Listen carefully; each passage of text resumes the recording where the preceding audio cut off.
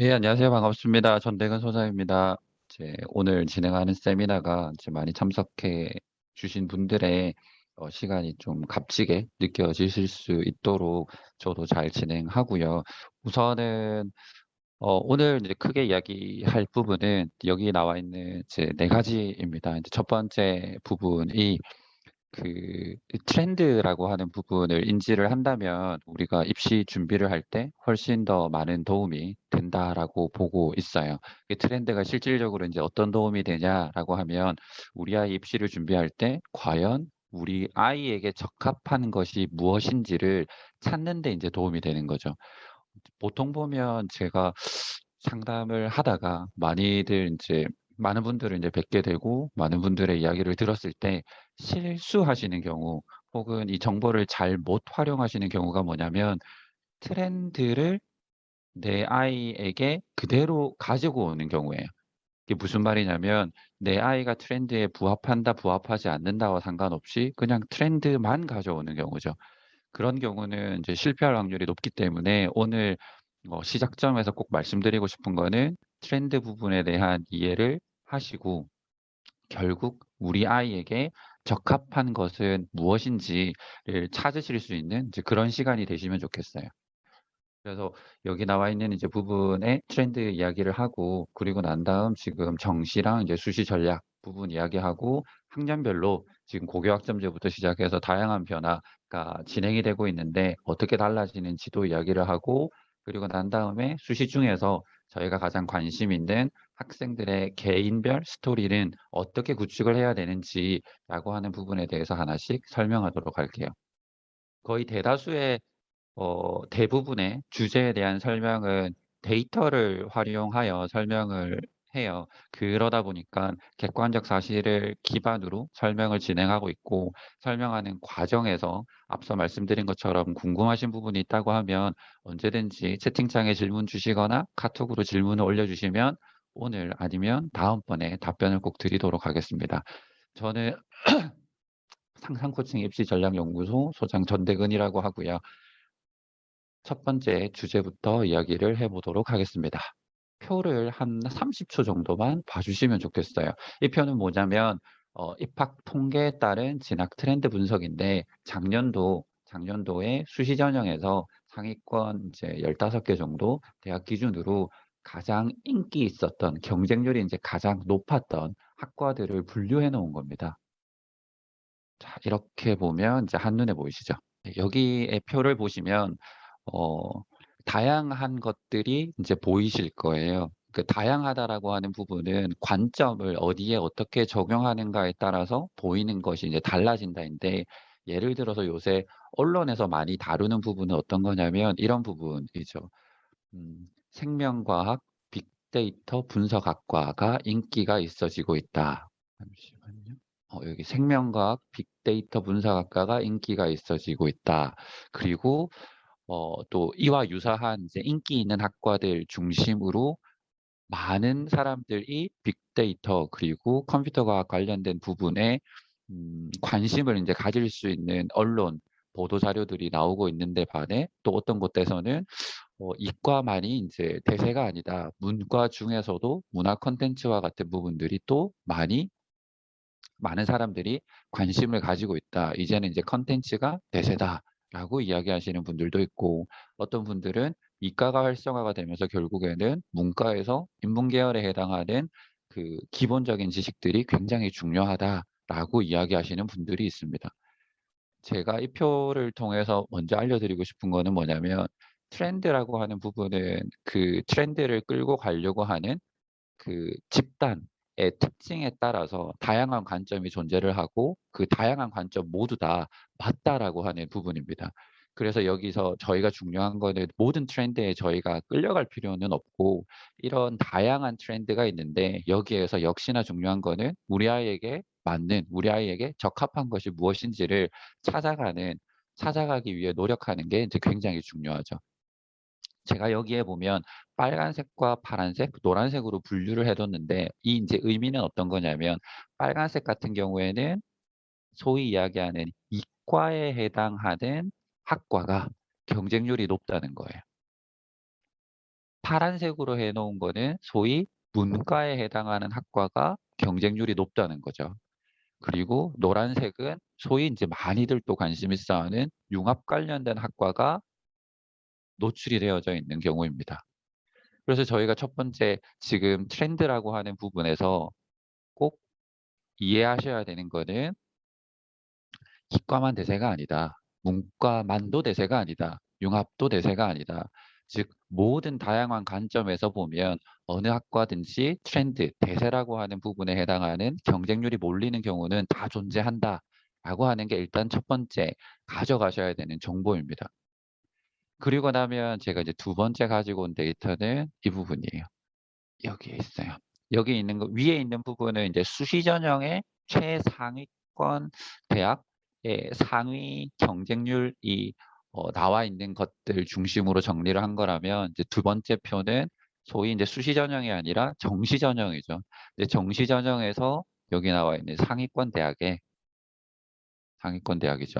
상위권 대학에 합격한 학생들이 졸업하면 이제 재수생이죠. 그다음에 학교를 다니고 있으면 재학생이고 졸업한 학생의 숫자와 재학생, 현재 이제 학교를 다니고 있는 학생의 재학생 수를 비교를 하는 거예요.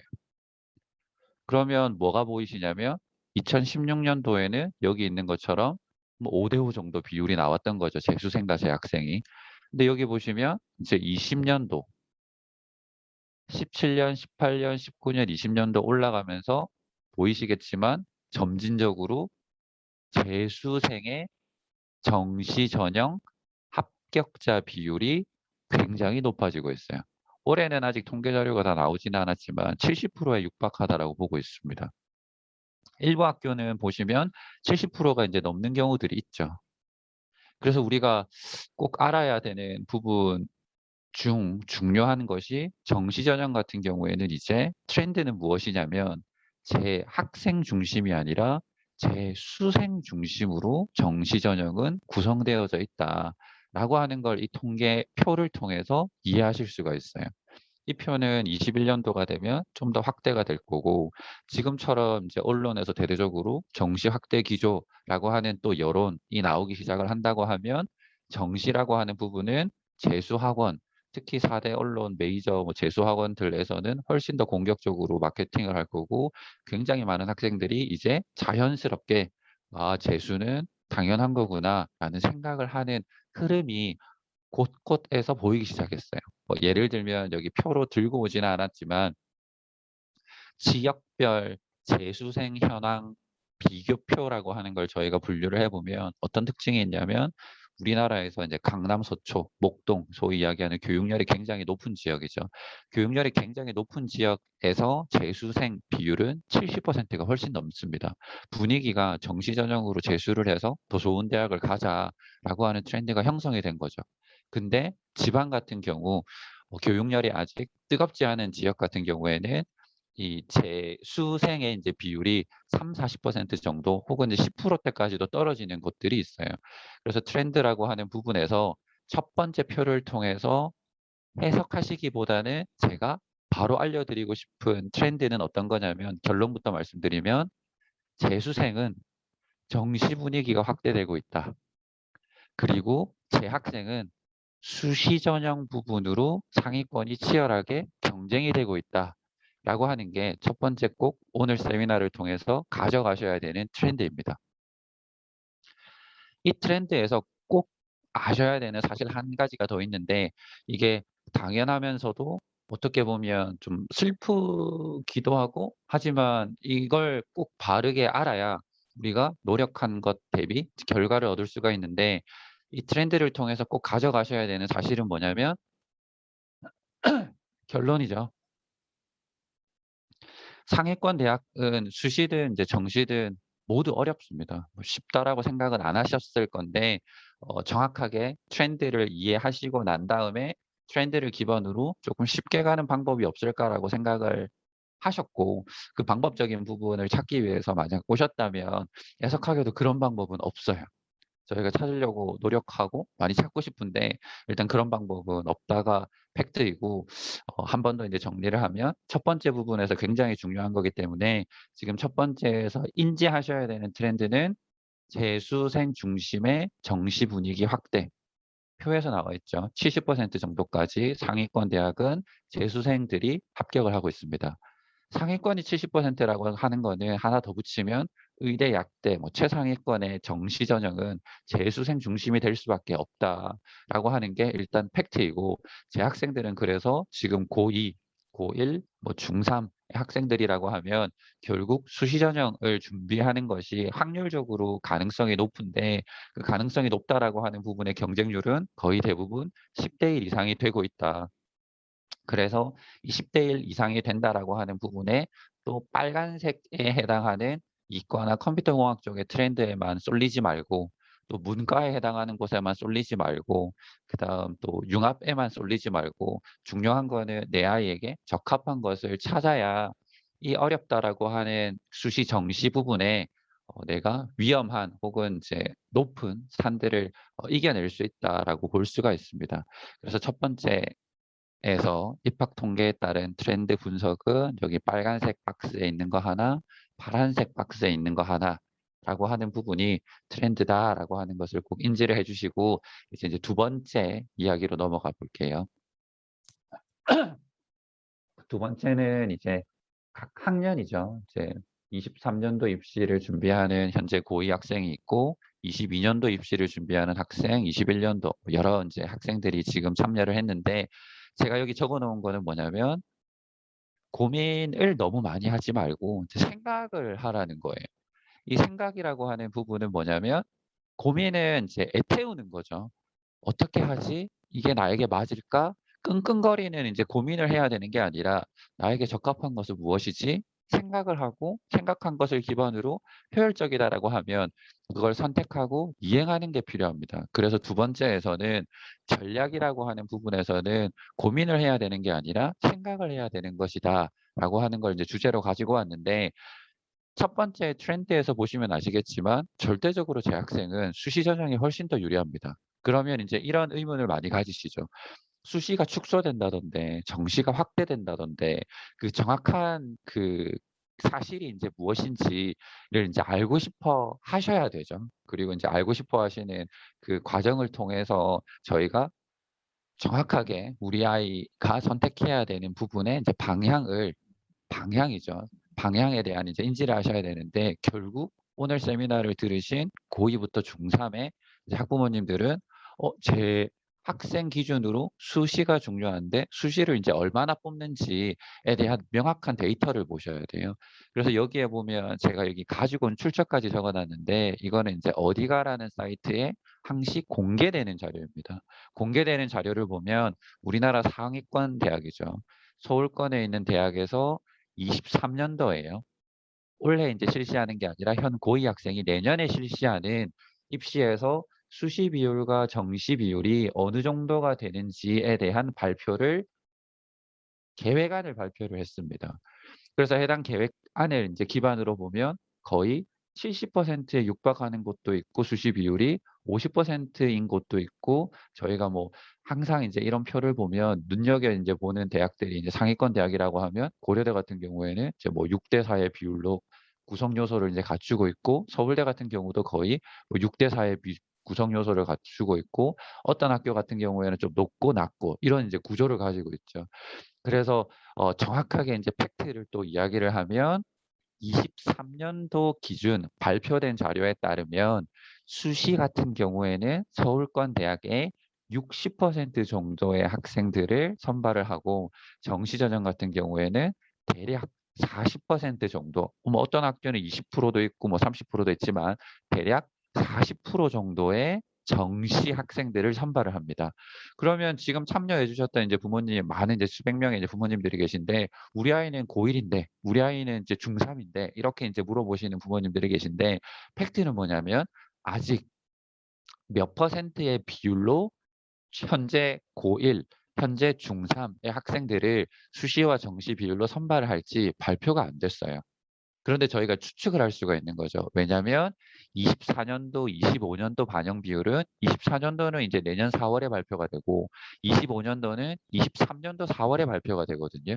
그래서 매년 이제 4월에 발표가 되는데 추측하건대 지금의 기조가 비슷한 양상으로 흘러갈 거예요. 이 양상을 깨버리는 그 상황은 이제 법규도 바꿔야 되고 여론도 더 일어나야 되고 그다음 더 큰 이제 이슈들이 나와야 되고 하는 일들이 일어난다고 하면 25년, 26년 이때 변화의 조짐이 있는 거지 24년, 25년의 변화의 조짐은 없어요. 그래서 두 번째, 우리가 첫 번째 트렌드를 인지를 했다면 두 번째 이제 고민하셔야 되는 거는 어, 우리가 결국에는 재학생인 경우에 먼저 생각해야 되는 거는 수시 전형인데 해당 수시 전형의 비중이 60% 정도는 되는 거구나. 중3까지는 60% 정도는 확실히 된다라고 봐야 되는 거구나. 라고 하는 부분을 인지하셔야 돼요. 이 인지하시는 정보, 저는 이걸 이제 뭐 과감하게 지식이라고도 부르고 싶은데, 이 정보라고 하는 걸 체득화한 이제 지식으로 가져가시게 되면 흔들림이 없으세요. 어떤 흔들림이 없으시냐면, 언론에서 때리죠. 정시가 확대된다. 또 주변에서 이제 이야기하죠. 야, 이제 정시해야 된대. 이때 흔들리시지 않는 게 뭐냐면, 근데 수시가 60%고 정시가 40%인데 라고 하는 정보가 지식으로 체득화되어져 있기 때문에 그런 이야기에 흔들리지 않고 정말 정시가 정말 도움이 되는 거야? 라고 하는 부분으로 자세히 바라보려고 하시는 거죠. 근데 또 그러다 보면 정시에서는 어떤 부분을 놓치시면 안 되냐면 이 정보도 결국에는 체득화가 돼야 되는데 재수생이 결국에는 합격자 비율이 이렇게 높네 라고 하는 부분을 인지하시게 돼서 해당 저희가 전달해 드리는 정보가 소위 이제 지식으로 체득화되시는 거죠. 그 지식으로 체득화되시게 되면 이제 흔들림 없이 무엇을 하실 수가 있냐면 처음에 말씀드린 것처럼 트렌드에 끌려가는 게 아니라 내 아이에게 필요한 내 아이에게 적합한 것을 알려주실 수가 있어요. 그래서 이제 중요한 부분은 이 체득화한다라고 하는 부분을 가져가기 위해서 또 다른 부분의 정보들을 이제 하나씩 더 살펴봐야 되는데 첫 번째 트렌드를 인지하셨고 두 번째 수시와 정시 비율에 이제 중3까지는 크게 흔들림이나 변화가 없다라고 하는 것을 인지를 하셨다면 이제 세 번째에 해당하는 각 학년별 과연 수시 부분을 어떻게 준비해야 하는가라고 하는 것을 살펴보셔야 돼요. 그래서 여기에서도 빨간 박스 하나를 먼저 가져온 거는 뭐냐면 수시 전형에서 대학 진학 입시죠. 입시 관점에서 재학생은 학교 생활이 굉장히 중요합니다. 그러니까 학교 생활을 어떻게 하는가가 대학 진학하는 데 있어서 가장 중요한 방법인 거죠. 어떻게 보면 뭐 뻔한 이야기다라고 볼 수가 있는데 그 뻔한 이야기는 틀리지 않는 부분이거든요. 공부를 열심히 해야 이제 대학을 간다. 그쵸. 이제 공부를 열심히 해야 된다는 이제 뻔한 이야기는 틀리지 않는 정답이기 때문에 저희가 꼭 살펴봐야 되는 거는 뻔한 이야기가 틀리지 않고 정답인데 그 뻔한 이야기에 더 디테일하고 더 세밀한 면을 살펴보고 그 살펴본 내용의 정보를 이제 지식으로 체득화하는 과정을 가지고 가신 다음에 결국에는 트렌드에 끌려가지 않고 내 아이에게 적합한 것을 찾아주시면 내 아이는 가지고 있는 잠재력이 발현이 되어 훨씬 더 좋은 대학은 물론 훨씬 더 좋은 사람으로 이제 성장을 할 거예요. 그래서 여기에서 보시면 지금 고3에 해당하는 21학년도, 그다음에 이제 22학년도, 이제 고2에 해당하는 이제 22학년도, 그다음에 이제 뭐 고1에 해당하는 24학년도, 뭐 중3에 해당하는 학생들, 이제 학년별로 다양하게 변화가 많아 보이는 것이 사실입니다. 근데 중요하게 생각하셔야 되는 거는 뭐냐면 이 변화의 밀도라고 저희가 표현을 하고 싶은데 변화가 마치 고3에서 고2의 변화는 100에서 0으로 줄어들고 고2에서 고1의 변화는 0에서 마이너스 100으로 줄어들고 고1에서 중3의 변화는 마이너스 100에서 마이너스 200으로 굉장히 큰 차이의 변화가 있는 것처럼 설명을 하는 사교육 기관들이 많아요. 왜냐면 그건 이제 자극을 주기 위해서인 거거든요. 근데 사실은 어떤 거냐면 변화는 밀도는 그렇게 큰 차이로 가는 게 아니라 점진적으로 물 흘러가듯이 흘러갑니다. 예를 들어서 현재 고2 학생들 같은 경우가 변화하는 부분이 고3이 이제 100 이었다면 지금 고2의 학생들은 한 90 정도의 변화를 가지죠. 그다음에 고1의 학생 같은 경우에는 80 정도의 변화, 중3의 학생들 같은 경우에는 70 정도의 변화를 가져요. 그래서 이게 흐름이 있는 변화인 거지 A에서 B로 변하지는 않습니다. 정말 A에서 B로 변한다라고 하는 부분을 제가 눈여겨보고 있는 학생들은 누구냐면 초등학교 5학년이에요. 지금 초등학교 5학년은 28년도 입시인데 이 해당 28년도 입시는 굉장히 큰 변화를 준비하고 있고 이 발표를 23년도에 할 거다라고 8월 23일 날 교육부가 꺼내놓은 상태입니다. 그래서 우리가 겁먹기보다는 정확하게 팩트를 아셔야 되는 거는 흐름이라고 하는 부분이 존재하면서 변화하고 있구나.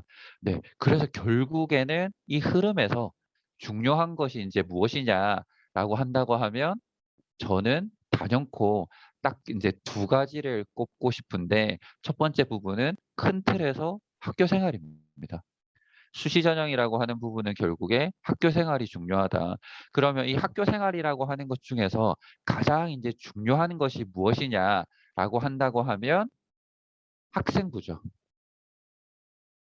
그래서 큰 틀에서 학교 생활 이꼴 학생부다. 왜냐하면 대학은 학생부에 기록되어져 있는 것을 평가하는 기관이기 때문에 대학의 관점에서 입시를 준비하는 학생이라면 두 가지 학교 생활과 학생부가 굉장히 이제 중요한 거다.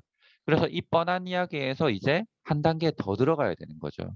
어떤 게 이제 들어가야 되냐면 학생부에 그러면 무엇이 기록이 되고 학생부에 기록되어져 있는 것이 어떤 거길래 여기 적혀 있는 비교과 대입 반영 폐지라고 하는 부분, 자소서 폐지라고 하는 부분, 여러 가지 부분들이 폐지한다라고 하는 것이 나왔음에도 불구하고 수시 전형과 정시 전형이라고 하는 것의 비율은 6대 4의 기조를 가져갈 수 있을까? 왜냐하면 정시는 수능으로 선발하고 수시는 소위 학교 생활을 중심으로 평가를 하기 때문에 이 학생부라고 하는 것이 과연 어떤 항목이 들어가져 있길래 다 폐지가 되는 흐름에서도 결국에는 학생부를 가지고 평가를 할 수 있을까에 대한 정보를 바르게 이해를 하셔야 돼요. 자, 그러면 이 학생부라고 하는 부분이 이제 정확하게 무엇인지를 보시려고 하면 이 표를 보셔야 됩니다. 이 표에서 보시면 학생의 관점 그리고 대학의 관점 제가 구분을 했는데 결국에는 이제 똑같은 거죠.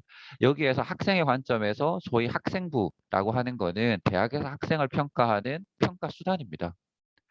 그래서 이 학생부라고 하는 부분이 자소서라고 하는 것과 더해져서 수시 전형의 원서를 접수를 하여 합격을 하는데 이제 자소서가 앞으로는 없어지죠. 그리고 정시 전형은 이제 수능 중심으로 평가를 하는 거죠. 대학도 마찬가지입니다. 대학도 학생부 자소서에서 자소서를 빼고 학생부 중심으로 학생을 평가를 하고 정시는 이제 수능으로 이제 평가를 하는 거죠. 자, 그러면 거듭 이야기하는 이 학생부라고 하는 게 도대체 무엇으로 구성되어져 있냐라고 하는 것을 이해하시는 게 오늘 세미나에서 굉장히 중요하게 가져가셔야 되는 부분이에요. 그러면 이 학생부라고 하는 거는 크게 네 가지로 구성되어져 있습니다. 하나는 내신이죠. 교과 성적. 그다음에 저학년인 경우에는 생소할 수도 있고 중학생 부모님들 같은 경우에는 생소하지 않고 이런 게 당연히 있었다라고 바로 이제 인지하실 수 있는 부모님들이 많으실 건데 두 번째 이제 항목 요소 중 하나가 뭐냐면 교과 세특이라고 하는 항목이에요. 그리고 당연히 우리 알고 있는 동아리랑 그다음에 수상 내역도 학기별로 뭐 많이도 아니고 한 개 정도. 그래서 학생부를 구성하고 있는 요소는 이 네 가지입니다. 그런데 이 내신이라고 하는 부분이 여기에서 보면 교과 성적이죠. 교과 성적의 구성 요소가 변화하고 있다라고 하는 부분이 핵심이에요. 여기서 변화한다라고 하는 거는 구성 요소가 원래는 지필고사, 중간고사, 기말고사로 되어져 있었던 게 이제 수행평가 비중이라고 하는 부분이 확대되어져 가고 있습니다. 그래서 이 수행평가에 나와 있는 내용들을 어디에 쓰는 거냐면 교과 세특에 쓰는 거죠. 이거 벌써 알고 계신 분들이 많으실 거예요. 만약에 내 아이가 중학생이다. 지금 중학생이다. 특히 뭐 중2, 중1 자유학기제를 지냈다라고 하면 이 수행평가라고 하는 부분을 자유학기제는 굉장히 많이 도입을 해서 학생들에게 권장하고 권유하고 교육시키고 있고 다양한 형태의 것들을 끌어내고 있고 이 중학생 정도 수준의 수행평가가 이제 고등학생 정도의 수행평가로 난이도가 올라갔다라고 보시면 됩니다. 그래서 흐름은 똑같은 거죠. 이 똑같은 흐름에 교과의 내신 구성이 어떻게 되냐면 지필고사라고 하는 중간 기말고사라고 하는 게 50% 정도, 그다음 수행평가라고 하는 부분이 50% 정도라고 하는 것으로 구성 요소가 변화했다는 거죠. 어떤 학교는 수행평가 비중이 70, 80% 되는 교과목이 있는 학교들도 있고 어떤 학교는 뭐 90%까지 되는 학교도 있습니다. 하지만 중요한 거는 일부가 그렇다는 거고 평균적으로 보면 이제 5대 5의 구성 요소는 갖춰질 거예요. 그러면 여기에 학교에서 굉장히 중요하게 바라보는 학생부라고 하는 부분은 여기 나와 있는 교과가 중심이 된다라고 하는 이 또 당연한 소리에 자세히 보면 무엇이 추가되는 거냐면 교과 세특이라고 하는 부분이 들어가져 있는 거죠. 그래서 이 교과 세특이라고 하는 부분이 이제 굉장히 중요하다. 왜냐하면 비교과 대입 반영 폐지라고 하는 부분은 교과가 아닌 걸 의미하는데 교과 세특이라고 하는 거는 교과를 의미하는 거거든요. 그래서 교과 안에서 이루어지는 모든 활동을 교과 세특에 적어두고 이걸 중간고사, 기말고사 성적과 합쳐서 내신 등급을 내고 해당 내신 등급을 기준으로 교과 전형에서 선발을 한다, 아니면 학생부 종합 전형에서도 활용을 한다. 그리고 일부 지금 서울대학에서도 발표를 하긴 했으나 전국적인 대학으로 아직 확장된 건 아니기 때문에 일반화시키기는 어렵지만 그래도 상위권 대학에서 먼저 발표를 한 정시 전형에서도 내신을 반영을 할 것으로 보이고 있는 이 흐름에 이 교과라고 하는 부분이 여기 수행평가와 교과 세특이라고 하는 것이 절대적으로 영향력을 가져다 주는 것이다 라는 것을 이제 인지하셔야 됩니다. 그러면 이제 수많은 것들이 있어요. 뭐 독서, 봉사, 동아리, 그다음 뭐 다양한 부분들이 있죠. 그것들이 다 무엇에 영향을 주는 활동들, 즉 주가 되는 활동이 아니라 부가적으로 영향을 주는 활동이어야 되냐면 여기 나와 있는 교과 세특에 영향을 주는 것이어야 됩니다. 그래서 영향을 준다라고 하는 거는 중심이 이제 교과 세특이 돼야 되고 봉사 활동을 하더라도 봉사 활동 100시간을 하는 게 의미가 있으려고 하면 교과 세특에 예를 들어서 사회 교과 과목에 이런 게 나와 있어야 돼요. 사회 교과 과목에 보니까 뭐 집단 그 뭐 예를 갑자기 제가 하나 들어보면 뭐 윤리와 사상 이런 이제 수업 시간에 이타적 행위가 사회에서 얼마나 큰 영향을 주는지에 대한 걸 배웠다라고 했을 때 내가 이타적 행위에 해당하는 봉사활동을 직접 100시간을 해보면 그 이타적 행위라고 하는 부분이 과연 사회에 어떤 도움을 주는지에 대한 발견을 할 수 있는 소재가 봉사활동이 되는 것이고 해당 소재를 통해서 본인의 색깔을 더 끌어내는 형태로 교과 세특을 기재를 한다면 그 학생이 이제 우수한 학생이 되는 거죠. 그래서 100시간이 의미 있는 게 아니라 100시간을 교과 활동과 연계하여 했느냐 안 하였느냐라고 하는 부분이 이제 앞으로 학생들이 수시 전형에서 학교에서 좋은 점수를 받고 대학에서 합격을 하기 위해서는 이제 필요한 부분이다라고 보시면 되고 이러한 활동을 직접적으로 할 수 있는 학교 활동은 동아리 활동이라고 하는 부분이 공식적으로 형성이 되어져 있죠. 그리고 이런 활동을 하다 보면 학교에서는 뭐 다양한 이제 수상 대회들이 있죠. 뭐 글쓰기 대회, 영어 대회, 수학 대회, 뭐 다양한 대회들이 있기 때문에 내가 결국에는 교과 세특에 나와 있는 부분을 더 부각시키기 위해서 이런 부가적인 이제 활동을 적극적으로 하셔야 됩니다. 그런데 이제 고교 학점제라고 하는 부분이 본격적으로 이제 도입이 될 거예요. 이제 고교 학점제라고 하는 부분이 도입이 되는 그 시기가 25년이고 23년도부터 이제 부분적으로 도입이 되고 25년도 전 학년에 이제 도입이 되는데 고교 학점제가 이제 도입이 되면 어떤 게 딱 하나가 들어가냐면 각자의 이제 교과목을 스스로 설계를 해야 되는 겁니다.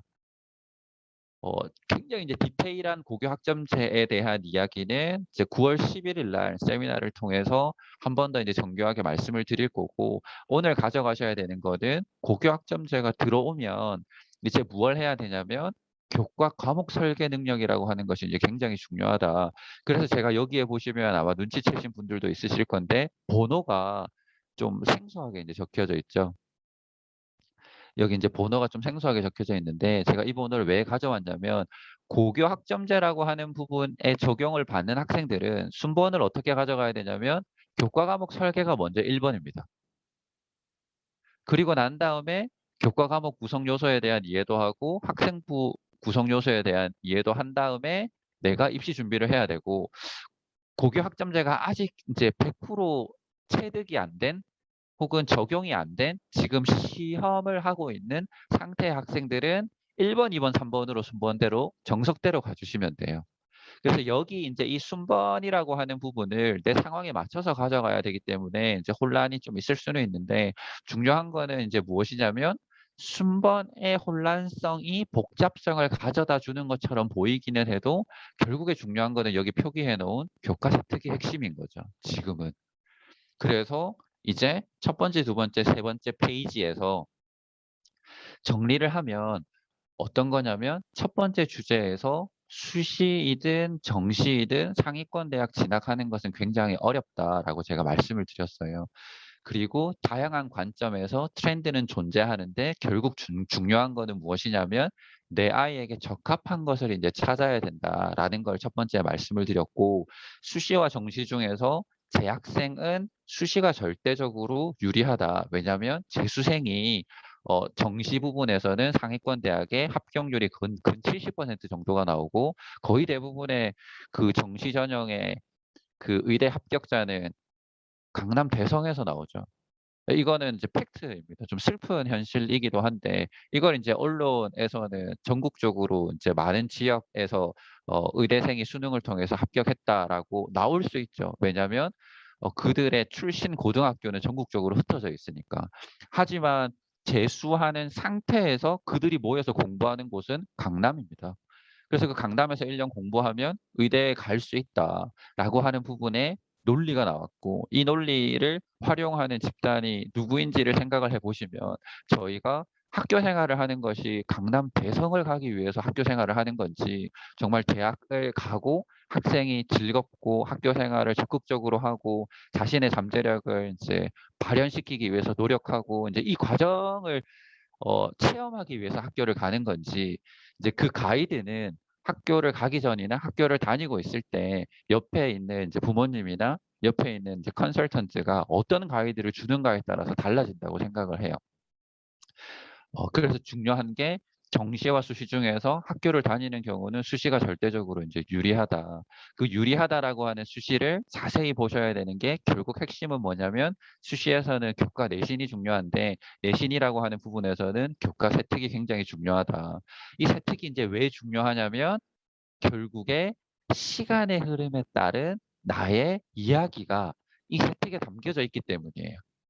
그래서 이제 합격을 하는 학생과 합격을 하지 않는 학생, 동일 등급인데 왜 이런 차이가 나는지라고 하는 부분은 정확하게 간결하게 팩트만 이야기하면, 네, 세특의 내용이 다 달라서 그래요.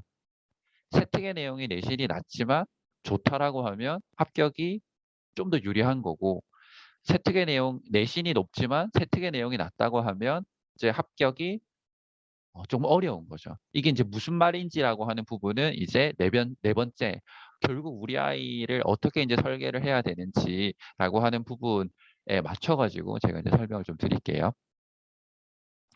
네 번째, 제가 첫 번째 가지고 온 그 빨간 박스는 뭐냐면, 이제는 정말 남과 같이 하면 정말 이제 남처럼 되는 거예요. 여기서 이제 남이라고 하는 거는 이제 상위권 대학의 경쟁률을 아마 보셨을 거예요.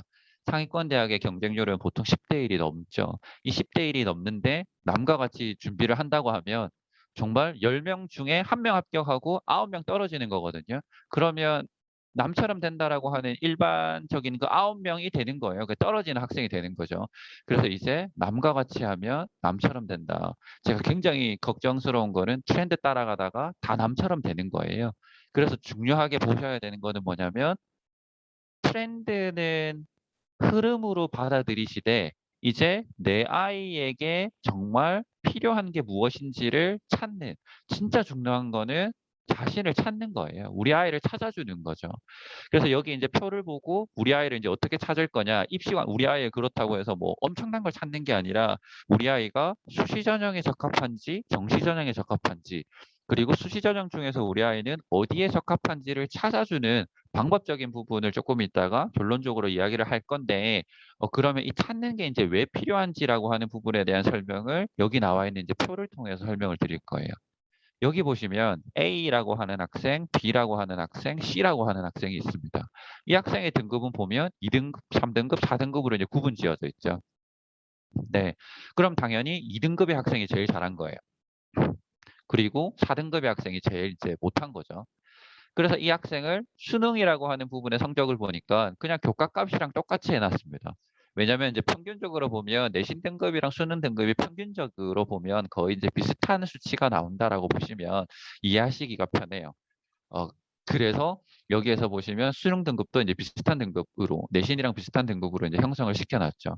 그래서 이 등급을 가지고 수시 전형의 교과 전형, 교과 전형으로 간다고 하면 수시 전형의 구성 요소 중 교과 전형이 한 반 정도, 그 다음에 뭐 종합 전형이 반 정도 된다고 보시면 됩니다. 논술 특기자는 이제 폐지의 분위기인 거고 논술이 있더라도 아주 이제 극히 퍼센테이지가 적용되기 때문에 어, 수시 전형 60% 중에서 교과가 이제 한 30% 정도, 종합이 한 30% 정도, 수능이 한 3, 40% 정도가 될 거여서 교과 전형으로 3등급의 학생은 일단 인서울이 불가합니다. 인서울을 하려고 하면 최저 등급이 뭐 명지대 정도 기준으로 봤을 때 2.7등급 정도가 나와요. 데이터상으로. 그리고 4등급의 학생은 뭐 정말 불가능한 거죠. 그리고 2등급의 학생은 이제 교과 전형으로 제가 인서울 불가가 아니라 이거는 이제 바꿔야 되는데 상위권 대학이라고 하는 부분 최상위권이 이제 불가한 거고 인서울은 이제 가능하죠. 근데 그게 20위권 바뀔 가능성이 높아요. 2점대 후반이라고 하면. 그래서 1점대가 돼야지만이 우리가 소위 오늘 이제 위에 표에서 많이 보여드렸던 대학을 교과 전형으로 이제 갈 수가 있는 거죠. 그래서 교과 전형은 등급을 잘 받아야 갈 수가 있는 거고 수능이라고 하는 부분은 3등급, 4등급은 정확하게 가기가 어렵습니다.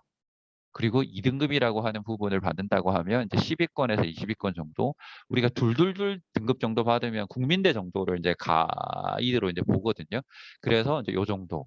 근데 이게 종합이라고 하는 부분이 있다고 하면 3등급 학생부 종합전형은 3등급인 경우에도 인서울이 제가 확정지어 된다가 아니라 스토리 위에 나와 있는 교과 세특 시간의 흐름에 따른 교과 세특이 스토리가 상이라면 인서울이 가능한 거예요. B4등급의 학생도 스토리상 상이라면 인서울이 확정지어 무조건 된다가 아니라 가능한 거죠. 그리고 C 학생이라고 하는 부분이 만약에 2등급인데 스토리상 상이다 라고 하면 상위권 대학 진학이 가능한 겁니다. 그러면 이제 이런 것들을 이해를 하셔야 돼요. 어떤 거냐면 우리 아이는 어떤 게 맞을까에 대한 고민을 하셔야 됩니다. 이게 무슨 이야기냐면 무조건 학생부 종합전형이 다 맞다가 아니라 우리 아이는 어찌 보면 우리 아이의 성향은 수능형에 맞을 수도 있겠다.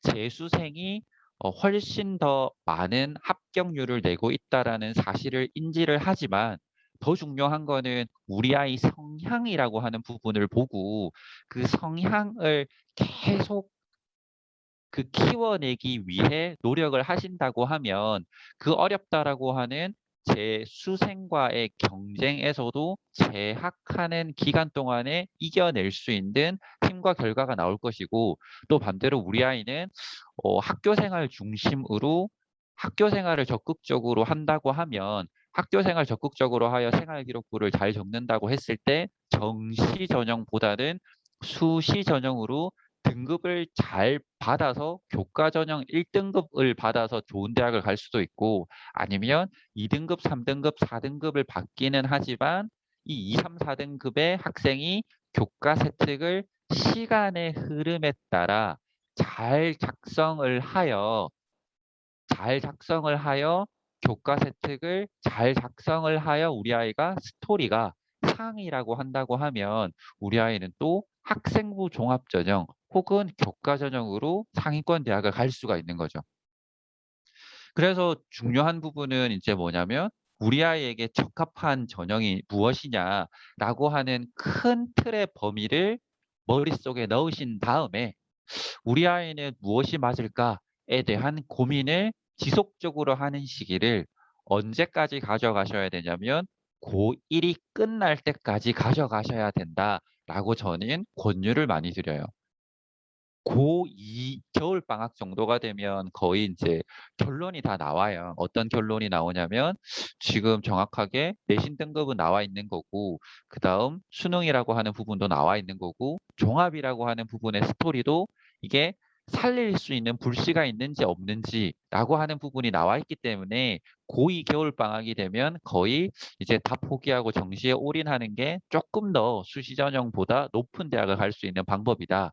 아니다. 정시의 등급이 낮기 때문에 수시 전형으로 갈 수 있는 것이 더 나은 방법이다라고 하는 판단을 할 수 있는 시기가 고2 겨울방학이고 고1 겨울방학까지는 어떤 거냐면 아직 기회가 있는 거죠. 어떤 기회냐면 어 수시 전형이 너한테 더 유리한 전형이니까 이걸 더 판단하기보다 이걸 더 키워내서 우리한테 더 유리한 그 전형 우리에게 더 유리한 활동들을 더 많이 할 수 있는 이제 기회들이 많은 거죠.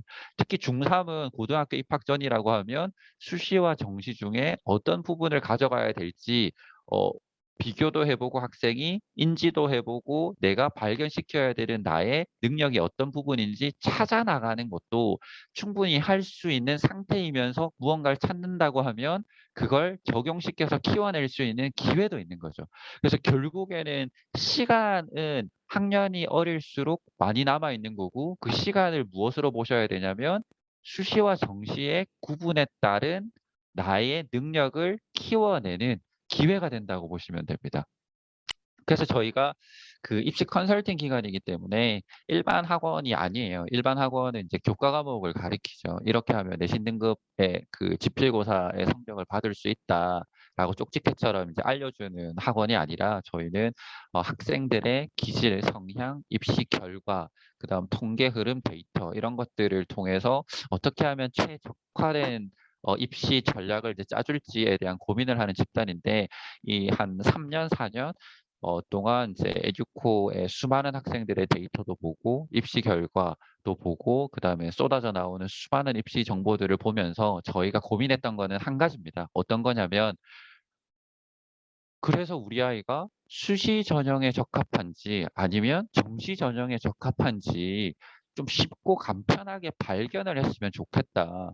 그래서 방향이 정해지면 그 방향에 맞춰서 우리 아이도 노력을 시키고 싶고 시행착오 없이 트렌드라는 것에 쫓기지 않고 우리 아이의 색깔에 맞춰서 투자도 하고 학생도 그 부모님의 응원과 투자 그리고 학생이 그 기운들을 받아서 노력하는 과정에 성취감을 느껴낸다고 하면 학생 스스로도 지금보다 훨씬 더 큰 인제 성장을 가져갈 거다라고 하는 부분인데 인제 어떻게 그것을 인제 발견을 할 거냐에 대한 고민을 많이 하다가 저희가 결론적으로는 발견을 한 건 어떤 거냐면 이런 객관적 검사표에 따른 데이터예요.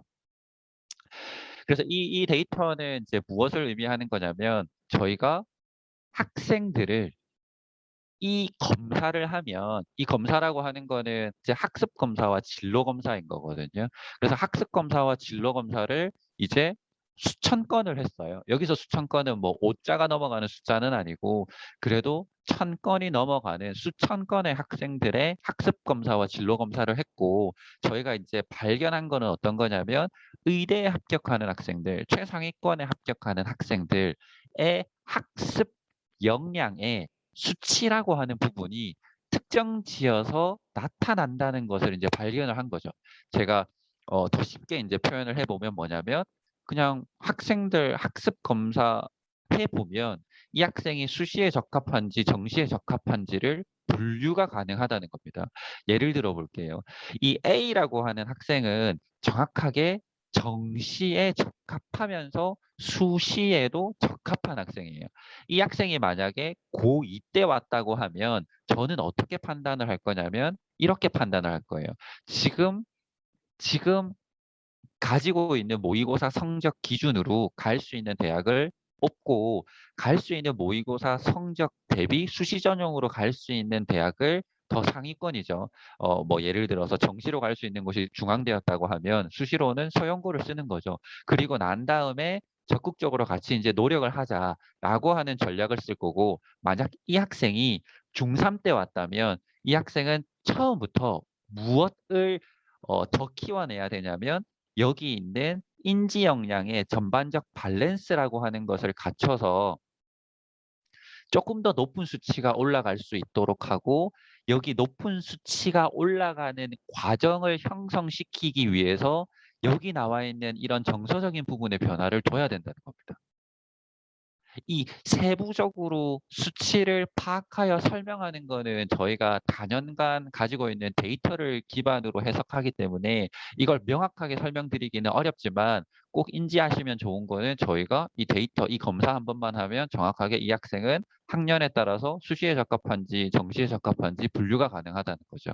그래서 A 학생 같은 경우에는 저희가 저희 입장에서 보면 굉장히 우수한 학생이에요. 이 학생이 이제 언제 오느냐에 따라서 방향이 달라지는데 A 정도로 인지 역량도 높고 그다음에 동기적 상태도 굉장히 높은 상태의 학생이 온다라고 하면 이 학생은 정말 저희도 잘 짜서 좋은 대학을 보내고 싶은 학생이에요. 근데 만약에 이제 B라고 하는 학생이 왔어요. B라고 하는 학생이 오면 보시면 뭐냐면 무기력이라고 하는 부분이 굉장히 높아요. 이 상태로 오면 저희가 할 수 있는 게 정확하게 없습니다. 그래서 말씀을 드려요. 이거는 지금 입시 관점으로 무엇 하셔야 되는 게 아니라 한 분이 마이크가 켜져 계시네요. 마이크 꺼주시기 좀 부탁드릴게요.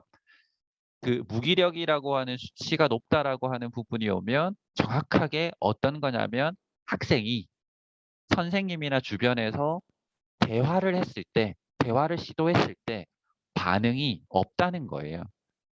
반응이 화가 나거나 뭐 짜증이 나거나 아니면 그냥 그래도 반응을 한다라고 하는 부분이 있어야 되는데 반응이 없다는 거죠. 이 반응이 없다는 거는 입시 관점으로 지금 학생을 대응해야 되고 학생과 관계를 유지해야 되는 게 아니라 입시가 아니라 소위 이제 치료의 관점으로 심리적 안정감을 가지는 관점으로 대우하고 학생과 관계를 유지해야 되기 때문에 저희가 해줄 수 있는 부분은 없다라고 단호하게 이제 말씀을 드리는 거죠. 그러고 나면 A라고 하는 케이스와 B라고 하는 케이스가 극단적인 케이스였다면 보편적인 케이스죠. 굉장히 많은 케이스에 해당하는 게 C라고 하는 케이스입니다. 일정하게 인지 역량이 있는 상태에서 학생들은 동기가 좀 적고 적극적인 행동을 안 하고 그다음 이게 그렇게 중요한지 이제 모른다라고 하는 부분에 이제 수치가 들어오는 거죠. 그래서 이런 경우는 정확하게 A라고 하는 거는 학년에 따라서 수시 정시 구분이 다 되는 거고 B라고 하는 거는 이제 수시 정시 구분이 아니라 입시의 문제가 아니라 심리 치료라고 하는 부분의 관점으로 접근하셔야 된다고 말씀을 드리는 거고 C라고 하는 부분은 이제 만들기 나름이에요. 수시를 선택해도 되고 정시를 선택해도 되고. 그래서 이 만들어 나가는 부분에서 무엇이 필요하냐면 부모님이 집에서 어떻게 이야기해 주셔야 되는지, 컨설턴트가 어떤 식으로 이야기를 해야 되는지 꾸준히 계속 그 방향이라고 하는 부분을 만들어내야 되기 때문에 어떤 식의 전략이 필요한지라고 하는 부분을 부모님과 저희가 같이 이제 합의를 보는 거죠. 이때 저희가 살펴보는 거는 학교의 학생의 학교가 수시 전형에 좀 더 유리하다고 하면 당연히 학생부 종합 전형을 하라고 권유를 하고 분위기를 만들어내는 겁니다. 근데 만약에 학생의 학교의 상태가 정시 전형이 조금 더 유리하다고 하면 분위기의 영향을 많이 받을 수밖에 없기 때문에 이 정시 전형에 적합한 학교의 학생의 C값이 나온 학생을 학생부 종합 전형을 권유한다고 하면 학생이 이겨내기가 힘들고 이겨내는 과정에서 오히려 이제 퇴보죠. 안 좋은 결과가 나올 확률이 높기 때문에 권유하지를 않아요. 그래서 이제 중요한 거는 뭐냐면 여기 나와 있는 것처럼 나를 찾는 것이 중요한 거지 남들처럼 해야 되는 것은 아니다.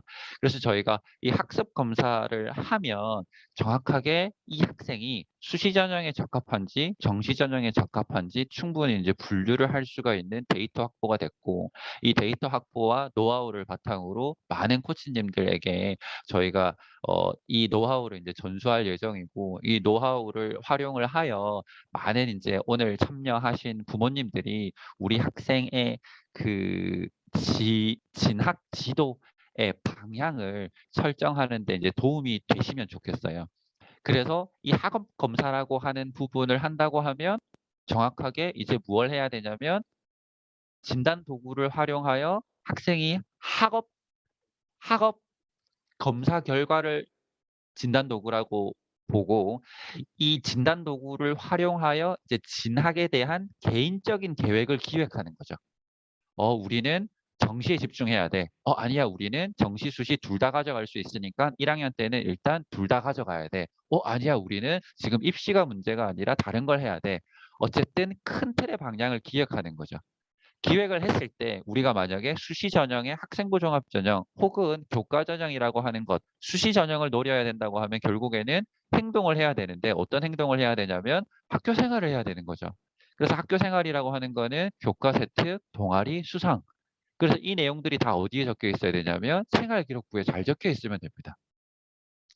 그래서 생활기록부에 잘 적힌다라고 하는 부분은 결국에는 무엇이냐면, 대학에서 이 생활기록부를 봤을 때 이 학생의 시간의 흐름에 따른 성장이 대학의 학과가 우수하게 바라볼 만큼 내용물이 구축이 되어져 있다고 하면, 이 학생은 1단계가 경쟁률이 10대 1인 상황에서도 3배수에 들어가는 거고 5배수에 들어가는 거죠. 그러고 나면 경쟁률을 뚫고 면접 보는 과정에서 대학에서는 너가 한 활동이, 행동이 사실인지의 여부를 집중적으로 물어보는 방식으로 면접은 질문의 고도화라는 이름을 붙여서 질문이 굉장히 집요한 질문들을 던질 거예요. 이때 만약에 내가 한 활동과 행동이 사실이라면 충분히 나는 답변을 할 수가 있고, 그 충분히 답변을 잘하는 걸 보고 대학에서는 합격을 시키는 거죠. 그래서 학업 검사라고 하는 것을 통해서 수시이냐 정시이냐를 분류해내는 기능을 가졌다면, 두 번째 이 진로 검사라고 하는 것을 통해서 저희가 발견한 거는 어떤 거냐면 복잡한 거는 없어요. 학생부 종합전형이라는 것을 잘 해낼 수 있는 상태이냐 아니냐라고 하는 것을 발견하는 겁니다. 그 상태인지 아닌지를 발견을 할 때 저희가 필요한 수치는 굉장히 디테일하고 뭐 엄청나게 많은 것이 필요한 게 아니었어요. 한 1,500건을 해보니까 최근에 이제 한 1,500건 정도 데이터를 가지고 저희가 발견한 거는 뭐냐면, 진로 준비도와 진로 확신도라고 하는 부분에 수치가 일정 값이 넘어간다고 하면 이 학생들은 학생부 종합전형을 준비할 수 있는 가능성이 굉장히 높은 거죠. 왜냐하면 자신의 진로를 발견하기 위한 구체적인 계획을 가지고 노력을 하기 때문에. 소위 학생부 종합전형은 어떤 거냐면, 내가 의사가 되고 싶다가 중요한 게 아니라 내가 의사가 되기 위해서 어떤 계획을 가지고 있느냐, 동기는 어떠했고 그 과정의 계획을 실천해 나가면서 이겨냈던 과정에서 무엇을 느꼈는지의 과정을 굉장히 많이 보는 거거든요. 그래서 우리가 지금 판단해야 되는 거는 수시냐 정시냐, 수시 중에서 학생부 종합전형을 할 수 있는 학생이냐 아니냐, 이 값을 찾아내야 되는 건데, 이 진로 검사에서 이 준비도라고 하는 부분이 85 정도가 넘어가면 확신도까지 더해지는 값을 저희가 공개하기는 조금 어려워요. 왜냐하면 저희가 이제 내부 자료로 가지고 있기 때문에. 어쨌든 이러한 수치 값이라고 하는 부분을 본다면 이 학생은 수시에 학종을 지금 해야 된다, 말아야 된다. 혹은 만약에 지금 중3에서 고1이 올라가는 과정이라면 이런 게 나오는 거죠. 이 학생의 수치가 정확하게 지금 진로 준비도가 60 정도가 나왔어요. 그리고 위에 학업 검사에서 뭐가 나왔냐면 인지 역량이라고 하는 부분이 A 값이 나왔어요. 그리고 동기적 상태도 A 값이 나왔어요. 그러면 진로를 고등학교 1학년 때 뭐 해야 되냐면 90까지 올리기 위해 노력을 해야 되는 겁니다. 그러면 A라고 하는 학생이 고등학교 1학년이 끝날 때 진로 준비도가 90이 되어졌다라는 검사 결과를 가졌다면 2학년 때부터는 본격적으로 서울대 일반 전형을 노리면 되는 거죠. 그런데 만약에 이 학생이 진로 준비도가 90이 안 됐다. 80이나 70 혹은 큰 변화가 없다라고 하면 이 학생은 오히려 무엇을 해야 되냐면 2학년 때 정시 전형을 더 집중하는 것이 맞습니다라고 말씀을 드리고 정시 부분을 70% 정도로 보면서 갖추고 있는 내용물, 내신이 높다라고 하는 걸 가지고 갈 수 있는 상위권 대학의 방법을 수시 전형으로 찾아야 되는 거죠. 그때는 정시에서 나와 있는 이제 수능 성적이라고 하는 것, 마이크가 한 분이 켜져 계시네요. 꺼주시기 부탁드릴게요. 그 정시 전형을 준비하는 과정에서 가지고 있는 수능 최저라고 하는 부분을 활용을 하여 교과 전형이나 학종을 이제 준비를 해야 되는 거죠. 그래서 제가 오늘 이제 이야기하고 싶었던 부분들을 쭉 정리를 한번 하고 이제 마지막 이야기를 하고 이제 마무리를 할 건데요. 표를 보면서 이제 정리를 하면 첫 번째 맨 처음 저희가 이제 공지된 것처럼 오늘은 이제 네 가지 이야기를 했고 이 첫 번째는 이제 트렌드라고 하는 부분이 있기는 하나 관점에 따라서 다양한 트렌드가 존재한다. 그래서 중요하게 우리가 알아야 되는 거는 수시 전형이든 정시 전형이든 둘 다 이제 어렵다. 그리고 두 번째 부분에서 제가 이야기한 거는 결국에 학년에 따른 변화에서 재학생인 경우에는 수시가 중요하고 재수생인 경우에는 이제 정시가 훨씬 더 이제 유리한 흐름을 가지고 온다라고 하는 부분에 대해서 이해를 하셔야 되고 그러면 이제 재학생인 경우에는 결국 중요한 것은 수시 전형에 대한 준비인 부분인데 수시 전형에 대한 준비를 잘하기 위해서는 결국 학교 생활을 적극적으로 노력하고 학교 생활을 이제 잘해야 된다라고 하는 부분이고 마이크가 켜져 계시네요. 꺼주시기 부탁드릴게요. 그리고 더 중요한 것은 이제 학교 생활을 열심히 하면서 수시 생활을 하기 위해서 중요한 것은 나를 찾는 것이다. 그래서 나를 찾는 부분에 시간을 헛되게 소비하지 않기 위해서 저희가 노력과 연구를 많이 했고 그 결과 단순하게 학습 검사와 진로 검사만 한다고 하면 이 학생이 수시에 적합한지 정시에 적합한지를 발견해낼 수 있는 데이터들을 확보를 한 상태예요. 그래서 어, 이런 학습 검사와 진로 검사라고 하는 부분이 굉장히 유용하게 쓰여지고 있는 상태로 이제 저희가 운영을 하고 있기 때문에 많은 분들이 이 부분에 관심을 가져주신다라고 하면 저희가 이제 내부적으로 오늘 세미나 참석해 주신 분들에게 제가 이제 얼마만큼의 인원분들에게 무료 코드를 발급할 수 있을지도 모르겠으나 내부적으로 논의를 하여 최대한 많은 분들에게 무료로 이 검사를 좀 실시할 수 있도록 오늘 세미나 끝나고 나서 회의를 하고 공식적으로 카카오톡 채널을 통해서 이제 무료 코드 발급이 이 어, 얼마만큼의 숫자가 될 수 있도록 상황을 좀 만들어 보도록 하겠습니다. 그래서 어 마지막으로 이제 제가 정리를 조금 하자면 그 입시라고 하는 부분이 많이 그 어려운 건 사실이에요. 그런데 이게 이제 왜 어려운지를 들여다보면 거의 인제 대부분 어 고민을 너무 많이 하시기 때문이거든요. 그래서 그 고민을 왜 하실까를 보면 선택하기가 되게 어렵기 때문이죠.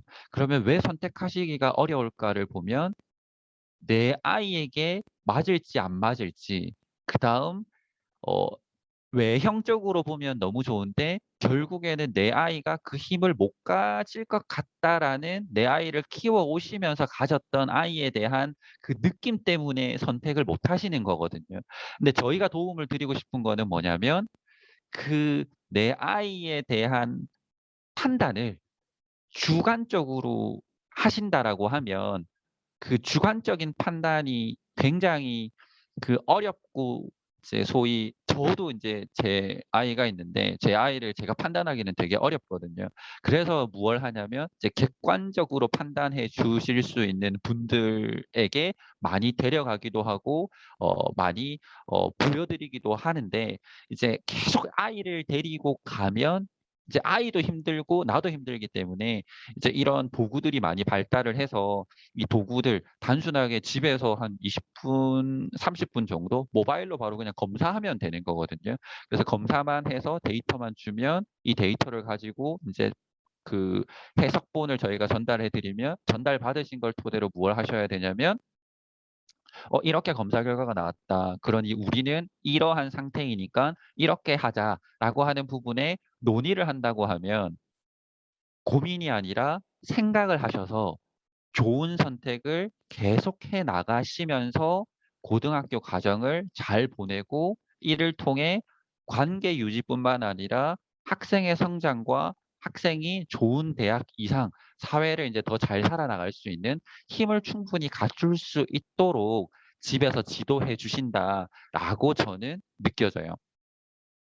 그래서 오늘 그 1 시간 동안 이제 제가 준비한 부분에 이제 설명을 어 나가시는 분이 이제 거의 없이 잘 들어 주셔 가지고 너무나 감사드리고 9월 11일 날 고교 학점제라고 하는 부분에 대해서 굉장히 디테일한 내용들을 이제 오늘 설명드린 것과 같이 제 관점이나 아니면 뭐 입시 기관의 관점이 아닌 그 학부모님 그리고 학생의 관점에서 이걸 어떻게 바라보고 무엇을 준비해야 되고 결국 핵심은 무엇인지를 알려드릴 수 있는 시간이 될 수 있도록 지금부터 한 2주 동안 저도 노력을 하도록 하겠습니다.